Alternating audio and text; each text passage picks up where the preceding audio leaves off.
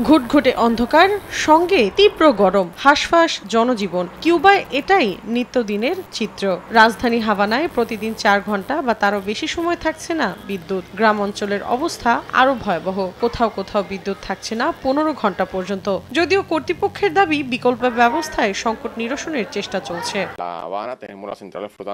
হাভানায় আমাদের ভাসমান বিদ্যুৎ কেন্দ্রগুলো সম্পূর্ণভাবে চালু রয়েছে। এর ফলে বিদ্যুৎ উৎপাদন ক্ষমতা বেড়েছে এবং আমাদের পরিষেবা বিভ্রাট কিছুটা কমবে বলে আশা করছি।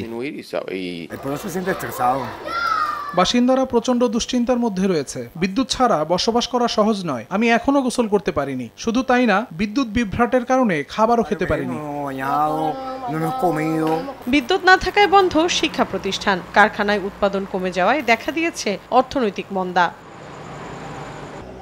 এদিকে যুক্তরাষ্ট্রের কঠোর নিষেধাজ্ঞা, সন্ত্রাসে সহায়তা প্রদানকারী রাষ্ট্রের তালিকায় ফের অন্তর্ভুক্তি, রেমিটেন্স বাণিজ্য ও পর্যটনে কড়াকড়ির কারণেও সংকট বাড়ছে কিউবায়। তবে দেশটির অন্ধকার দিনে আশার আলো দেখাচ্ছে চীন। বেইজিং এর সহায়তায় চলতি বছর 50টিরও বেশি সৌরবিদ্যুৎ কেন্দ্র নির্মাণের পরিকল্পনা হাতে নিয়েছে হাভানা। এরই মধ্যে চালু হয়েছে 11টি, লক্ষ্য 1000 মেগাওয়াটের বেশি বিদ্যুৎ উৎপাদন।